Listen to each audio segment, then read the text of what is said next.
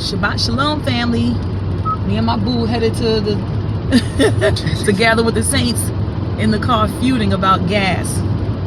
It's so funny because every married couple always have a big to-do about the other person that's driving or our ideas about driving. Now the car was on like one peg away from empty. We have to drive. The route guidance will start now.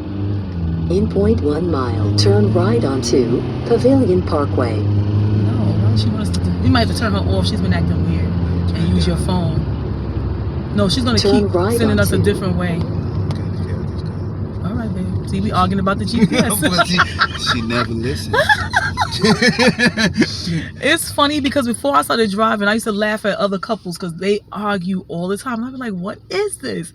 And I'd be darned if we ain't doing the same thing. I can admit he's a more skilled driver because, of course, he's a trucker and he's been driving way longer than I. But certain things, I'm like, no, boo.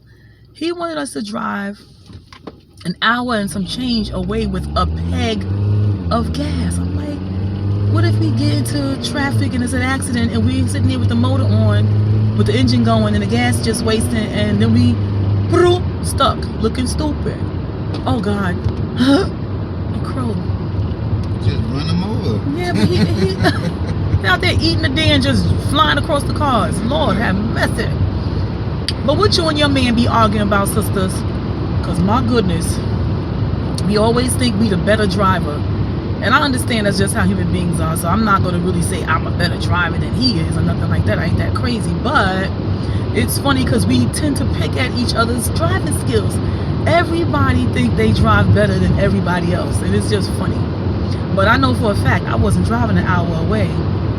An hour and change away with that drop of gas. I wasn't going to do it. What y'all think about that? It's kind of dark. Kind of dark. Get in the film. Why you over there? Get in this film. Say something to the people. I just want to answer when you respond that what's the best solution is listening. If I don't know something and she asks it, then I don't know. Then we figure it out together. But since I'm like she said, the more experienced of whatever it is that we need to talk about. Experienced driver. If you ask me, or if I'm trying to tell you something, either you listening, or you just saying, you just think that you're gonna just talk over me. You don't even know nothing. That don't make sense, right? Yeah. I'm scared. I'm not trying to be stuck in traffic nowhere. I think that's not wise. I think that's unwise to try to drive somewhere not knowing what's going to happen. That's what I'm looking at. If he's looking at, because he's a trucker, so he's looking at distance. He's like, okay, it's possible to get there with this amount of gas. I'm not just looking at the distance. I'm looking at the whole picture, because people down here in the GA state, they be driving quite foolishly. And there be a lot of dumb accidents. And due to that can cause us to be backed up, be behind schedule. So as you sitting there, hunching little by little, bit by bit, wasting gas, and you might be in that for 25 minutes, that gas will be gone. So that's what I'm looking at. I like to plan ahead. The last thing any of us want is to be stuck in a car somewhere. How y'all feel about that? Ain't nobody trying to be stuck in the middle of nowhere. Ain't nobody gonna be stuck. That's her imagination. Whatever. We got that gas though. We got that gas. I'm not trying to go out there like that. But anyway, we wish you a beautiful Shabbat. We're on our way to gather with the saints today, which is like the thrill of my life every week. I look forward to this so much. We got so much going on in the world. A lot of hard things are going on. A lot of bad things are happening. A lot of things that we're faced with that cause us to be unhappy and struggle. Is it? You're supposed to be moving over? I'm straight. Okay. And so we need this time. This time of the week when you gather with the saints and you learn the Bible, you sing praises to release the stress. Because life is very stressful. We have had a stressful week this week. And the Lord let us make it to see this day. So we're on our way to worship with the saints. And I love my boo.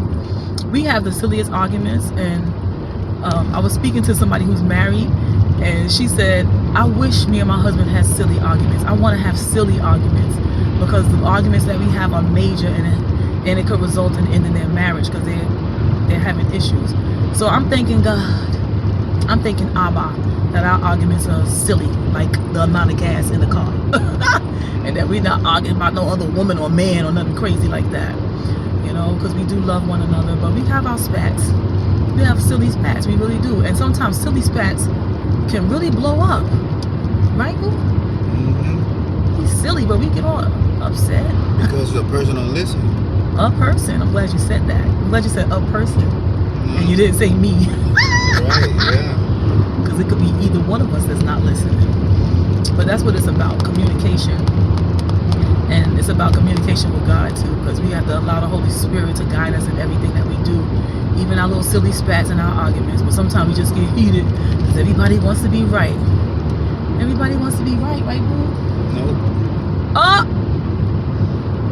You got to clarify that. That's a misconception. Misconception. Yes, because if a person knowing that they don't know, then you listen once again. No, how do you know for sure that you're the one that's right? That's why you come together to communicate what's is right. That's the whole point. And what happens if neither one of us are in agreement with the other? When do we cease? Well, like I say, you got to humble yourself, because if you don't know something for a fact, and a person that don't know something for a fact, you kind of at a standstill. Yeah, standstill. But the person, like, okay, like with the gas, I don't want to go because you might run out of gas. I say you're gonna make it, and the reason why I say you're gonna make it, all these gas stations in the world, you bound to find a gas station if you're gonna get in trouble. It's just that if I'm gonna make an attempt to go somewhere and I don't care, and I see the gas going down, I passing all these gas stations, that's another point. I ain't gonna do that. But once we get on the express, baby, we're not passing any gas station. Yeah, there's always an exit to a gas station. And I ain't gonna let it go to a point where we sitting in the traffic and say, okay, you know, which they ain't gonna think gonna happen. You sitting there, it's like, okay, you sitting there, and then you wasting your gas. That wouldn't happen, because when the traffic start to flow, by the time that light come on, you say, okay, I need to find a gas station. Always a way that you say, okay, now we got to start finding a gas station. Gas station all over the place. That's how you understand things that pre-tripping. Right, Y'all call it, right? As truckers, pre-trip. Exactly. Well, I'm not gonna argue with him on that one, y'all. I'm gonna leave it alone. But the reason why I'm scared, he know why, because we had an incident. It was some years ago where he was like, no, we got enough gas, we'll be all right. And then we ended up stuck on the side of the road. And I meant the wrong on that one. Yeah, and I'm just afraid of that happening again. I don't want no repeat. So to me, I'd rather be safe than sorry. So that was what the discrepancy was about this morning. All right, fam, we are on our way, and I wish you all a blessed day. Peace, love, and blessings, family. I didn't turn off.